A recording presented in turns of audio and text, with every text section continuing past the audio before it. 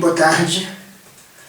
Então, a gente vai vou tentar continuar essa série sobre indexicalismo e hoje eu vou tentar falar um pouco, concentrar um pouco, ir na direção da ideia de o grande fora. Eu falei no último episódio um pouco dessa conexão com o realismo especulativo e essa ideia da especulação como sendo um jogo de espelhos. Mas, por outro lado, o realismo especulativo abre essa possibilidade do grande fora, no sentido daquilo que está para além da transparência, aquilo que não é a realidade que coincide com a transparência. Eu penso do grande fora do jeito indexicalista, como eu vou dizer, a partir de três imagens, ou três ideias, ou três conceitos, que de alguma maneira se entrelaçam, e quando a gente entende um pouco como eles se entrelaçam, a gente entende um pouco mais como é que o grande fora como é que o grande fora ele se articula de um ponto de vista indexicalista e de um ponto de vista de uma metafísica dos outros, no sentido que eu falei nos episódios anteriores. Então, esses três conceitos, que são eles mesmos imagens e que dão, em certo sentido, uma caracterização positiva do grande fora. O grande fora não é simplesmente aquilo que não está dentro, né? Ele dá, em algum sentido, uma caracterização positiva, e nesse sentido importa que ele dê uma caracterização positiva, porque, em certo sentido, voltando ao que eu estava falando no episódio anterior, o que o indexicalismo pretende ser, ao mesmo tempo, uma maneira de levar a sério a lição correlacionista, que significa mostrar que o grande fora, de alguma maneira, está fora do universo das aparências que a gente tem na correlação, que são transparentes a nós na correlação, e ao mesmo tempo ele tem que ir para além da correlação, além do correlacionismo, ao mostrar que o grande fora, portanto, entretanto, não pode ser desprezado. Entretanto, ele tem um impacto, ele limita o que a gente pensa e conhece, mas ao mesmo tempo ele tem um impacto sobre o que a gente pensa e conhece. Não como sendo uma presença, não como sendo alguma coisa como um objeto da experiência, mas sendo alguma coisa que tem um impacto sobre o objeto da experiência. E aqui essa noção de outro, de absolutamente outro do Levinas, é claro, continua sendo fundamental, continua sendo muito importante, no sentido de que esse fora, esse exterior, é o que torna a correlação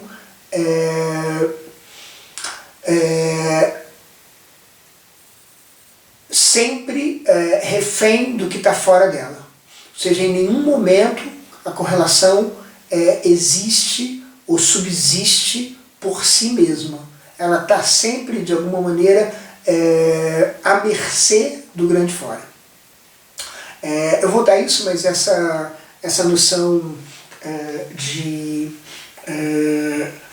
essa noção de grande fora, portanto, entendida em termos de um conceito positivo de grande fora e não só um conceito negativo, ela é pensada, eu penso nela em termos desses três conceitos. Os três conceitos são suplemento, excesso e horizonte. E eu vou tentar falar no seu devido tempo nessa ordem, mas eu queria, antes de chegar diretamente nisso, falar de algumas outras coisas.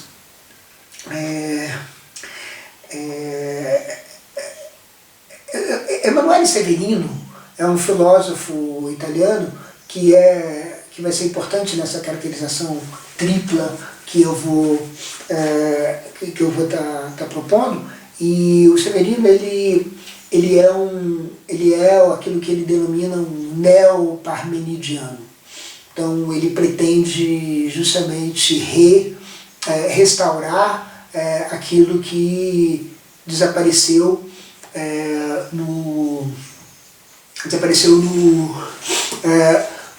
na história do niilismo, que nessa conotação que ele quer dar pelo menos, começa com o Platão no Sofista, que reestabelece a ideia de que o nada pode ser pensado, de que se pode fazer afirmações sobre o nada, e que o nada em certo sentido é.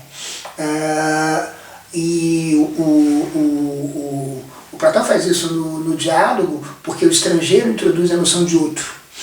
A noção de outro que é um grande tipo, como o ser é um grande tipo. Então o outro está fora do ser. Mas o que importa é que o outro, que o ser, aparece então como nada. Então, derivadamente, Platão introduz o nada. Platão introduz o nada através do estrangeiro. Então, o estrangeiro não é um estrangeiro qualquer, o estrangeiro é um eleata. E o eleata, e é importante que ele seja estrangeiro, mas é importante mas vale notar sempre que ele é um eleata, ou seja, ele vem da terra de Parmênides, vindo da terra de Parmênides, portanto ele está abandonando a lição do mestre, é o que a gente chama, portanto, de em filosofia a gente chama de parricídio, né? O parricídio de Platão. Ou seja, o parricídio significa o abandono da ideia de que o nada não pode ser pensado, não pode ser falado. Então essa incorporação do nada é justamente o que Platão nesse momento inaugura. E isso é o que Severino considera como sendo o niilismo, o início da história do niilismo. Como eu já falei aqui, é interessante pensar nessa noção de niilismo como também sendo correlacionada, e mais que isso, definidora da empreitada metafísica, que de fato se torna possível a partir desse gesto de Platão. Bom, na verdade, assim, eu não vou poder falar muito do Severino, mas tem uma ideia que eu gostaria de chamar a atenção, que é o seguinte: nessa tentativa de restabelecer, digamos, a doutrina parmenidiana, ele diz assim, bom, a gente então tem que começar a pensar em termos parmenídicos, significa não introduzir o nada em momento algum. Então um gesto que ele faz é dizer o seguinte: na verdade o mundo das aparências, a gente acha que ele chama o nada porque a gente pensa assim, as coisas que não aparecem mais, elas deixam de ser, elas sucumbem ao nada, elas se aniquilam. Mas esse movimento é um movimento que não tem legitimidade. De um ponto de vista parmenidiano, as aparências simplesmente desaparecem. Elas simplesmente desaparecem, não significa que elas sucumbem no nada, são coisas diferentes. E aí a imagem que vai aparecer para ele, o conceito que vai aparecer para ele, a imagem que associa um conceito é a ideia de horizonte das aparências. Então, aquilo que está no horizonte das aparências que desaparece. Mas não é o ser que deixa de ser. O que é sempre. Tudo aquilo que existe sempre, não vai sucumbir ao nada. Então a gente não precisa entrar nessa luta constante, interminável, pela persistência daquilo que foi aniquilado, daquilo que sucumbiu ao nada. Que essa é a história do pensamento pós-platônico. Ou seja, essa é a história que dá origem à metafísica e dá origem à religião, o Severino vai dizer. A religião surge dessa tentativa desesperada de resgatar alguma coisa do nada, porque a gente está constantemente lutando contra o nada, e aí ele vai fazer um diagnóstico muito interessante da história da civilização ocidental, mas enfim, digamos assim, da civilização pós-grega e, digamos assim, da civilização metafísica. Mas o que importa aqui é que ele vai dizer assim, uma vez que você faz essa separação, você então tem aquilo que aparece e aquilo que desaparece. E aparece na imagem do horizonte, você tem aquilo que você está vendo e aquilo que está para além do que você está vendo depois do horizonte. E tá depois do horizonte não é claro, tá depois do horizonte não é desaparecer, não é desaparecer no sentido de ser aniquilado. Desaparecimento não é aniquilamento, é aniquilação.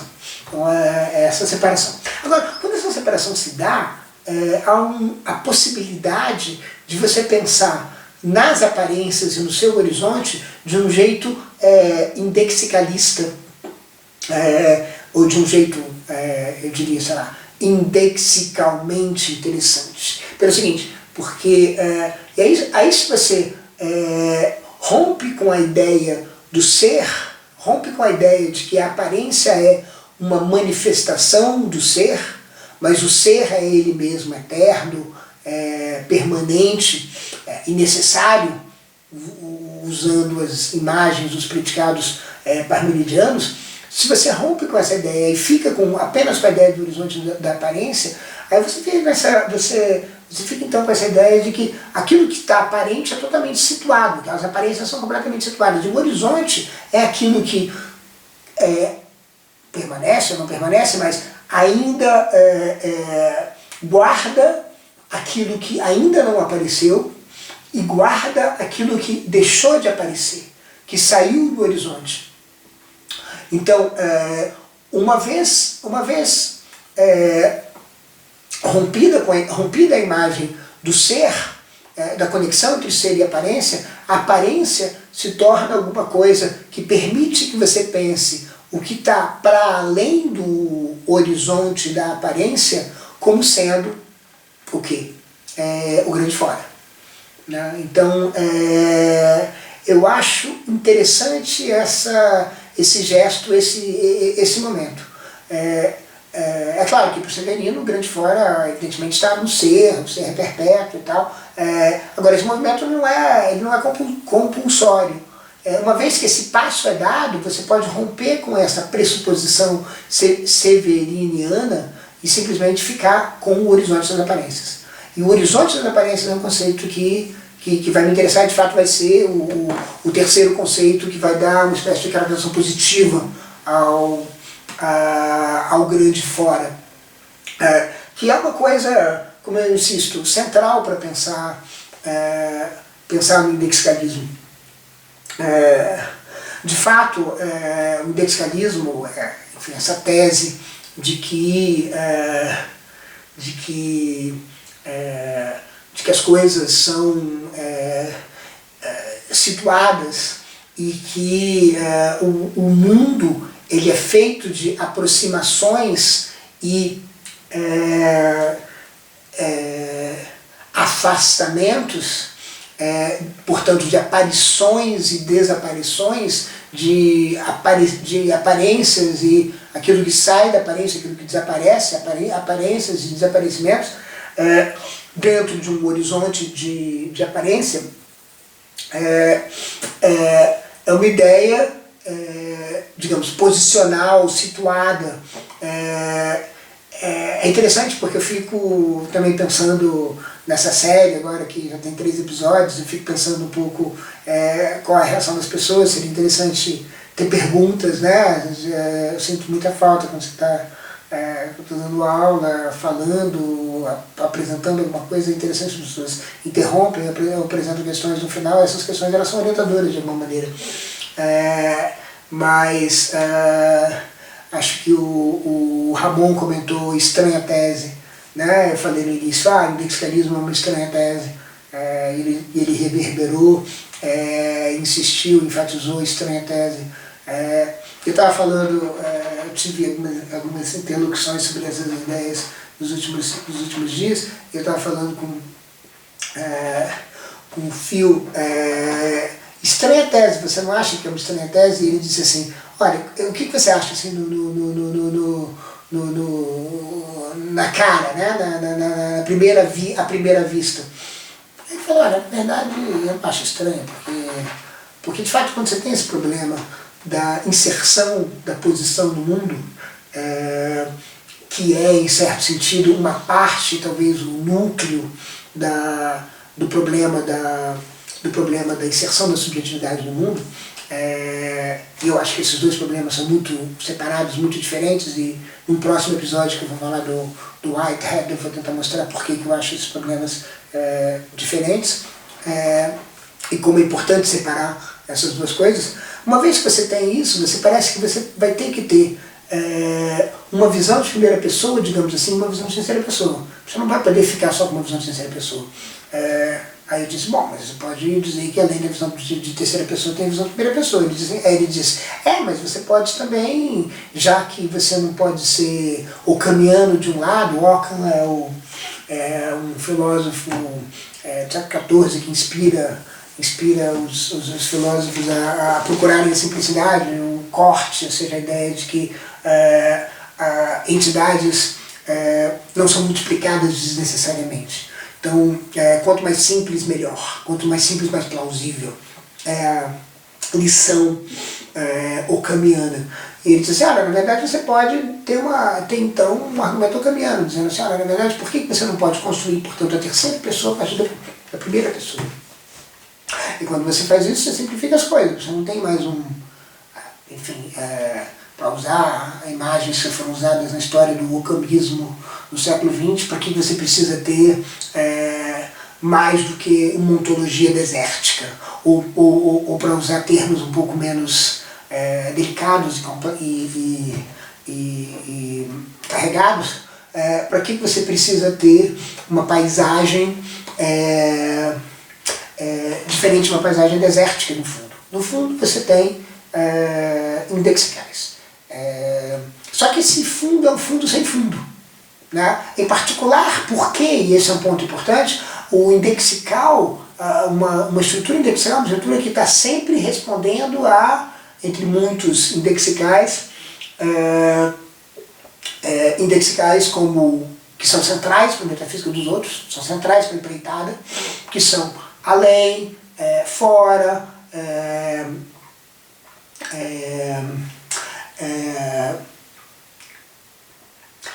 para além, externo, exterior, o mundo externo, como eu estava falando no último episódio. Então, esses indexicais, eles estão presentes quando os indexicais estão presentes. Então, é um fundo sem fundo, porque justamente o interior é o interior que não tem um interno. Eu vou também explorar isso num outro episódio. Não tem um interno no sentido do que os filósofos chamam às vezes de internalismo, que coincide em grande parte com aquilo que muitas vezes eles chamam também de cartesianismo, que é a ideia de que você pode pensar o mundo inteiro, e depois que você pensa o mundo inteiro, você se confronta com o outro, você se confronta com o mundo, né? Você pode, portanto, em epistemologia, essa ideia internalista aparece da seguinte maneira: eu posso ter uma crença completamente justificada,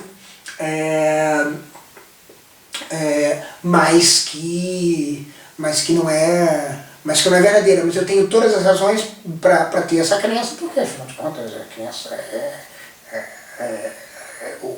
eu não poderia ter outra crença, eu posso me defender, essa crença é defensável. Por quê? Porque eu formei ela, enfim, nas melhores condições possíveis e tal, não importa.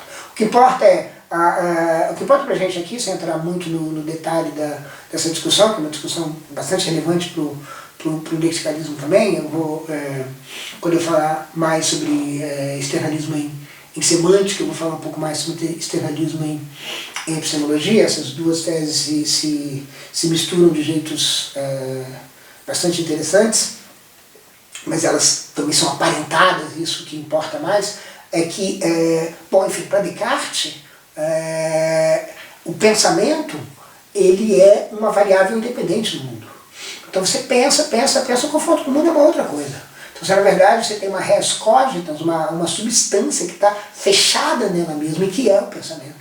Então essa ideia deixa eu voltar a isso depois, mas essa ideia que é uma ideia que não há no indexical, porque o fundo sem fundo é um interior que está vulnerável à exterioridade, porque não existe interno algum, como em Levinas, não existe interno algum que não esteja sujeito à heteronomia.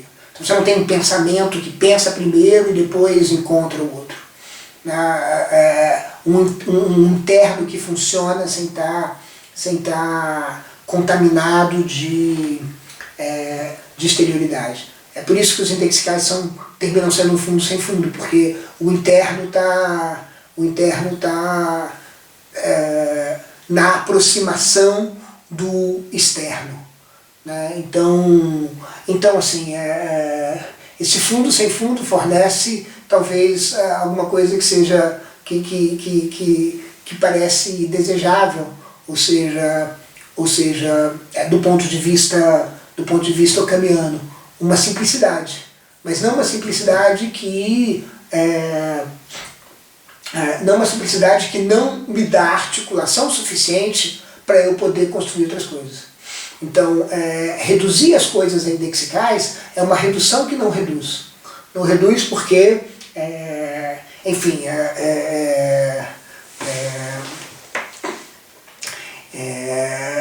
essa redução, eu penso um pouco na ideia de um princípio que é um príncipe que não governa, um fundo sem fundo, porque, veja bem, é quase como se a gente tivesse o seguinte: a redução ela vai ter que ser feita em cada um dos casos. Então a redução não pode ser feita de uma vez por todas, porque fazer uma redução de uma vez por todas é quase cair numa imagem de terceira pessoa de novo. Então você não pode reduzir tudo a indexicais, você vai ter que reduzir os substantivos a indexicais, considerando cada um dos indexicais quando você está localizado, situado num certo ponto. Você não pode fazer isso, digamos, voando de um drone. Então essa imagem de um fundo sem fundo, de no fundo serem indexicais, mas esse fundo não ter fundo, é uma imagem que é interessante porque é uma imagem de um príncipe que não governa, né? De um princípio que ao qual tudo se reduz, mas para reduzir você tem que, digamos, para usar uma imagem do Bruno Latour, você tem que custear o transporte. Né? A redução tem a ver com duto, né? Você tem que construir o duto. Né? Mas,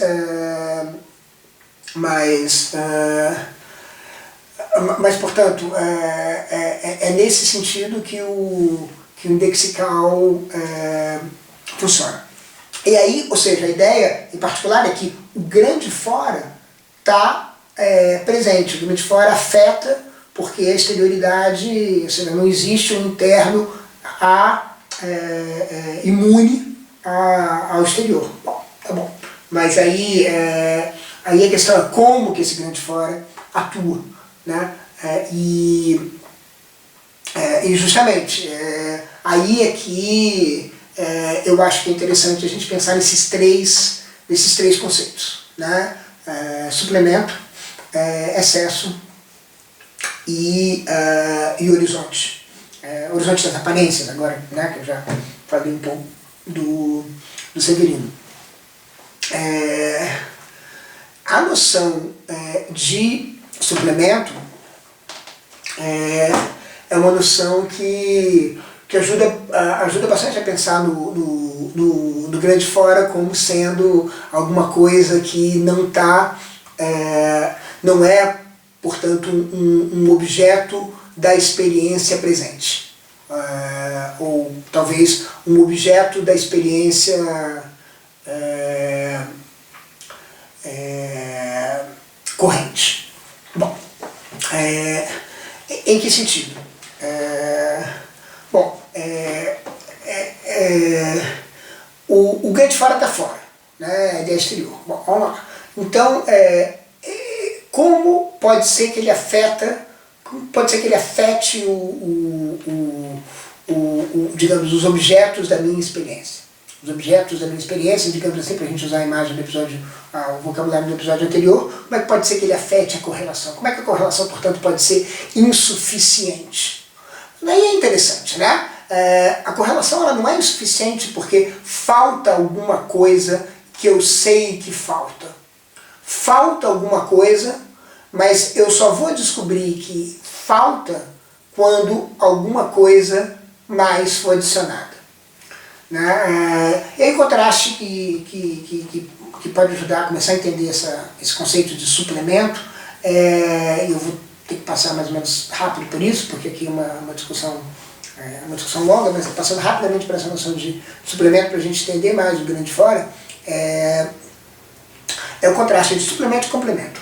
Então complemento é alguma coisa faltou, alguma coisa estava faltando, eu precisava, portanto, complementá-la. Né? E complementá-la vai significar preencher aquela falta. Então, falta a panela a sua tampa. Então, portanto, eu acho a tampa e, portanto, completo a panela então fica completa, porque ela não estava antes, ela fica completa pela tampa. Então, em certo sentido, o complemento está prefigurado no que já existe. Então, o complemento, em certo sentido, forma uma totalidade. O complemento é uma estrutura faltante, e a falta, nesse sentido, é uma falta que prefigura uma totalidade.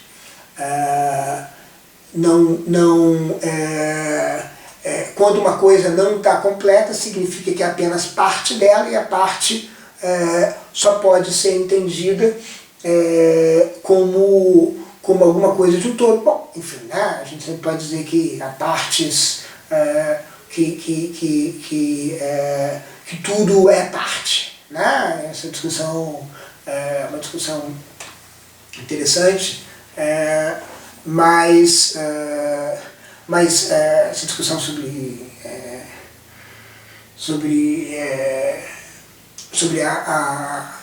a prioridade, como os filósofos falam, né? A prioridade do todo sobre as partes. Pode ser que não haja todo, porque tudo é parte. Mas a ideia do complemento é que tem um todo que vai complementar aquela parte. Pois bem, em contraste, a ideia do suplemento é a ideia de que não é que está faltando alguma coisa. É que quando você adiciona alguma coisa, você tem uma coisa externa, exterior, que não estava pré-figurada e que, de alguma maneira, agora afeta aquilo que foi suplementado. Afeta porque, em certo sentido, o suplemento aparece como aquilo que já não... você já não consegue mais desvincular aquilo que existia do seu suplemento. Então você pensa assim, agora sim, depois do suplemento, eu olho para aquilo que estava faltando, que existia antes de ser suplementado, e digo assim, está faltando o quê? O suplemento. Mas o suplemento precisou ser introduzido para que essa falta fosse introduzida. Então a falta ela não preexiste o suplemento, a falta preexiste o complemento. E portanto o suplemento, em certo sentido, está apontando na direção de partes que são sempre partes, né? E portanto de uma exterioridade e não de uma totalidade. A parte que é sempre parte aponta nessa direção do suplemento, ou seja, nessa direção de que você adiciona alguma coisa, mas você não completou. Não tem o completamento, não tem o fechamento, não tem uma falta que foi preenchida, não tem a plenitude. Né? Então, a questão a gente está sempre refém do futuro, daquilo que virá, do horizonte das aparências, se vocês quiserem, do que ainda vai aparecer para para transformar aquilo que existe. Então, Derrida, ao introduzir a noção de suplemento, ele introduz a noção de suplemento discutindo Rousseau e discutindo em particular, o termo de fato usado por Rousseau, e ele introduz isso dizendo, olha, discutindo a fala e a escrita. A escrita é um suplemento à fala, diz o Rousseau, mas é um suplemento que afeta completamente a fala. Não é alguma coisa simplesmente exterior, é um exterior que se contamina naquilo que está sendo suplementado. E aí ele diz alguma coisa do tipo, ou não se trata simplesmente de alguma coisa exterior, ou uma lógica do suplemento ainda precisa ser inventada. De fato, eu tenho levado isso bastante a sério e construído uma lógica do suplemento, mas isso não é bem o que eu queria abordar aqui. O que eu queria abordar aqui é o seguinte, é que aí você tem, ou seja, aí você tem um movimento muito interessante, ou seja, a fala já não é mais a mesma depois da escrita. Né? De fato, a discussão passa também por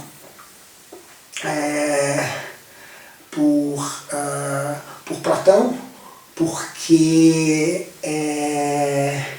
no Fedro você tem essa discussão, tem essa imagem dos dois deuses, né? Os dois deuses egípcios. Teuto então diz, olha, Thamus, eu tenho uma coisa incrível para os egípcios, eu tenho a escrita. E a escrita vai curar dois males, a ignorância e o esquecimento. O Thamus diz assim, má ideia, Teuto, isso nós não vamos dar aos egípcios, porque os egípcios, na verdade, depois que eles receberem essas coisas, eles vão, o mundo da oralidade vai se tornar muito mais ignorante, muito mais esquecido. Então, os fármacos, né? A cura não é... O que parece uma cura, na verdade, parece um remédio, na verdade é um veneno. Então é um pouco isso o suplemento. Mas uma vez que a escrita é introduzida, a fala já não pode mais ser pensada do mesmo jeito. E é importante aqui porque parece que, para o Rousseau vai dizer, o suplemento é muito perigoso, porque ele nos faz sair de uma suposta plenitude, uma plenitude enganosa. Essa plenitude é enganosa porque no suplemento a gente se dá conta que a gente era refém dessa coisa completamente externa. Então essa imagem do suplemento é uma imagem muito interessante, porque o que acontece? Então a gente tem, por exemplo, uma imagem para falar as coisas primeiro de um jeito que tem a ver com a percepção, porque eu acho que no livro, de fato, eu apresento as coisas dessa maneira. Então você tem um conjunto de pensamentos, digamos, uma correlação. Beleza? Então você tem aí um conjunto de pensamentos, um conjunto de coisas conhecidas que você toma como verdade, que são verdadeiras dentro daquela correlação, portanto uma imagem do mundo, digamos, por falta de uma palavra melhor. Você tem mais ou menos essa parada toda. E aí o que acontece? Bom, no horizonte, aparece alguma coisa no horizonte das aparências. Surge alguma coisa no horizonte das aparências. Quando surge alguma coisa no horizonte das aparências, surge alguma coisa do grande fora. O grande fora te afeta, o fora te afeta, o externo te afeta, o exterior te afeta. E como é que ele afeta? Ele afeta não dizendo assim, aquilo que você sabia que estava faltando, apareceu. Bom, de fato, às vezes a experiência é assim, às vezes você diz assim, na verdade a gente estava procurando, sei lá, determinar, a gente estava procurando mais um planeta no sistema, num certo sistema planetário, e a gente encontrou o planeta. então aquilo estava faltando e tal. Mas, de fato, a experiência traz isso, mas a experiência também traz, tipicamente, alguma coisa que pode não ser o planeta, pode ser uma coisa completamente diferente. Você pode, a experiência pode ser, digamos assim, falsificadora, se você quiser, e recalcitrante. Portanto, ela pode trazer uma coisa que coloque em xeque a correlação. O grande fora coloca em xeque a correlação. Coloca em xeque a correlação como? Porque é um suplemento, porque não complementa a correlação, porque não adiciona mais a correlação. Se vocês quiserem pensar na especulação, não é simplesmente mais do mesmo da especulação. Não introduz alguma coisa que pode ser introduzida por meio de um jogo de espelhos, porque aquilo complementa aquilo que já estava antes. É mais do mesmo, não. É um fora, um outro que é adicionado, e quando isso é adicionado, o que é suplementado se torna diferente. O Derrida insiste uma coisa muito interessante. O suplemento também aparece como alguma coisa, porque está pensando sobretudo na escrita, o suplemento da escrita pode substituir a palavra falada, mas ele substitui de um jeito truculento, ele substitui mostrando a insuficiência da palavra falada.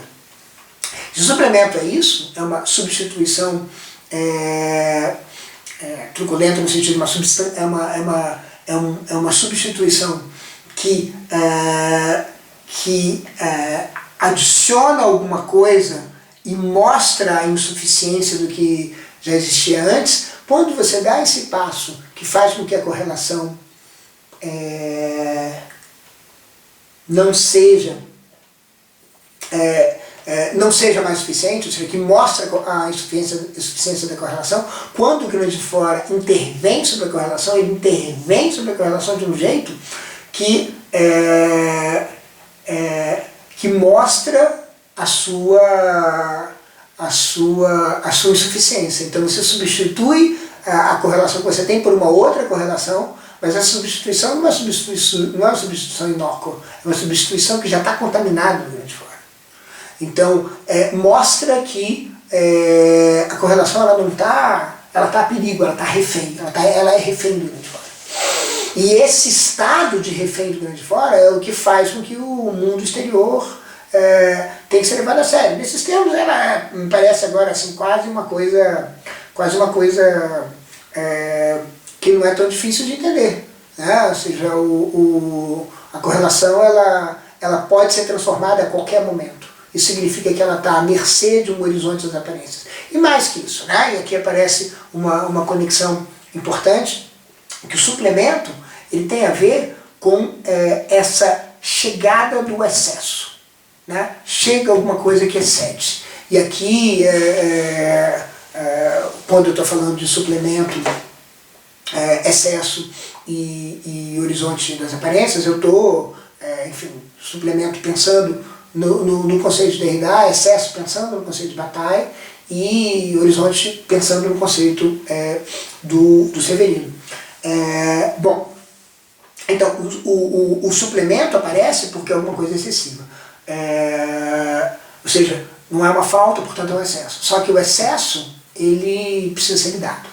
Essa é a lição do Bataille. O Bataille diz assim, a parte maldita não é o que falta. A parte maldita é justamente o excesso. É o excesso que produz, porque você tem que lidar com o excesso.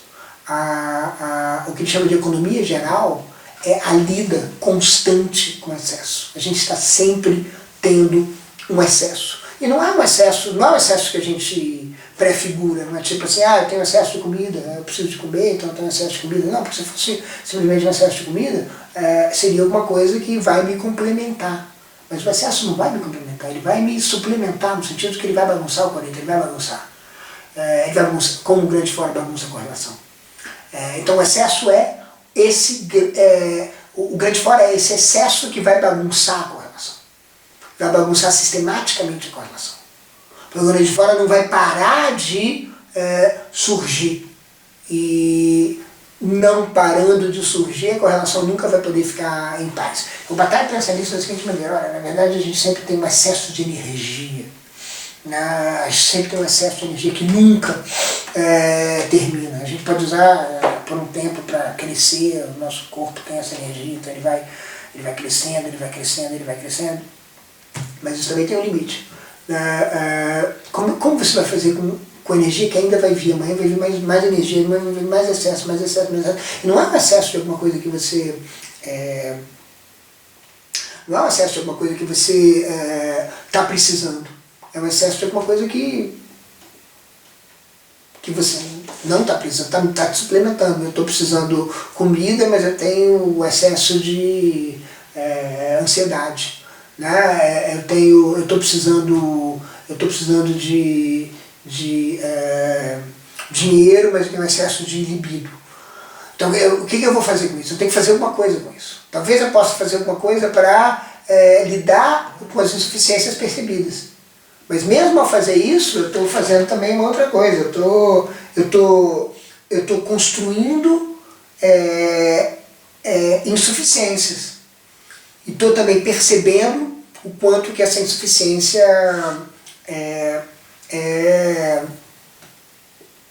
o quanto que há de insuficiência. Na verdade, a imagem do Bataille é que não é tanto que o excesso torna explícito uma insuficiência. É a ideia de que o excesso ele te faz ter que estar sempre surfando num desconhecido, porque vai vir mais excesso e você não sabe que se as escolhas que você fez com respeito ao excesso que você já teve vão te ajudar em alguma coisa para o excesso que ainda vai vir. Porque o excesso sempre tem uma forma disforme. Né? O excesso ele não é alguma coisa, ele é uma coisa previsível, ele também não é alguma coisa que tem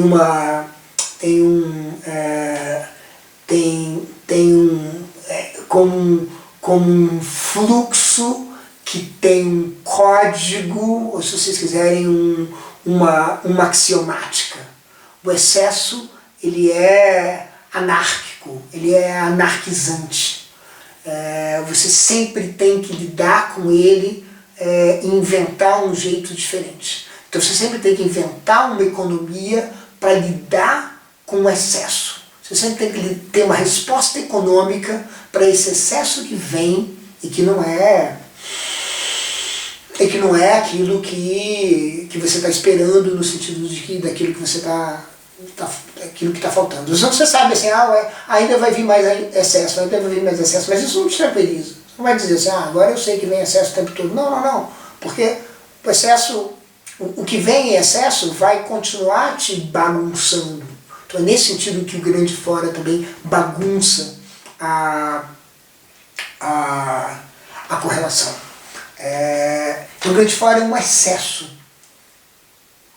Também é um excesso no sentido de que é um fora de uma totalidade. É uma coisa interminável. Sabe? Então essa situação não é a situação que nós estamos, voltando à questão da correlação, não é a situação que nós estamos porque nós somos reféns de uma correlação e a gente não consegue alcançar o grande fora. Essa situação é uma situação que é consequência de não haver totalidade.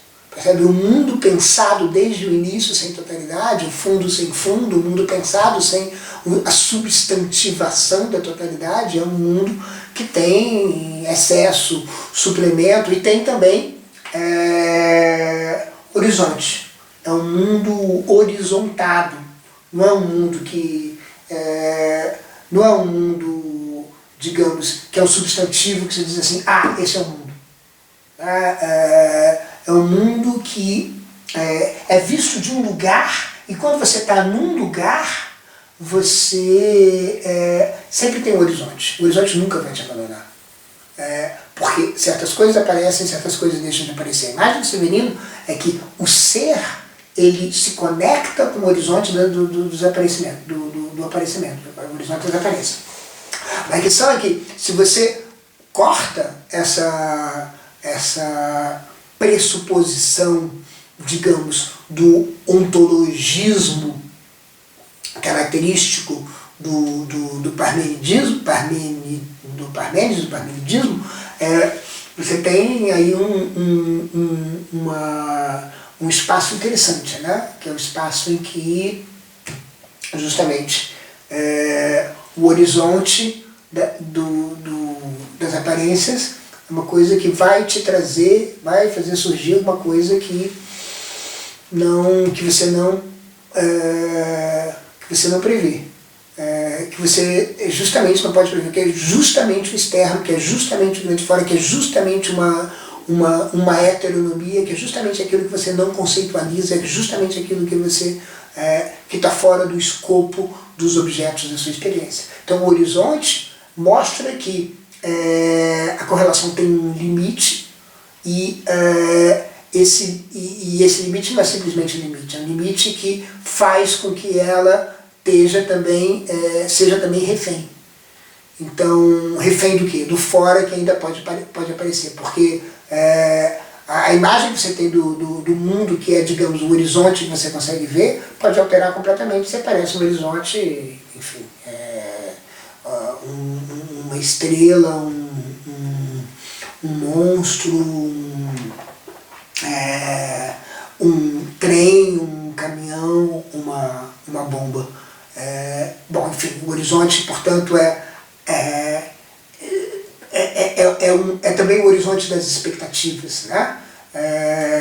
Então, esse horizonte das expectativas está aberto para uma coisa que pode ser completamente diferente, porque você sabe que vai aparecer alguma coisa no horizonte, mas você não tem ideia do que. Isso afeta tudo. Isso é um fora que afeta tudo. Ele não é um fora simplesmente que é o que eu ainda não vejo, mas eu posso antecipar por causa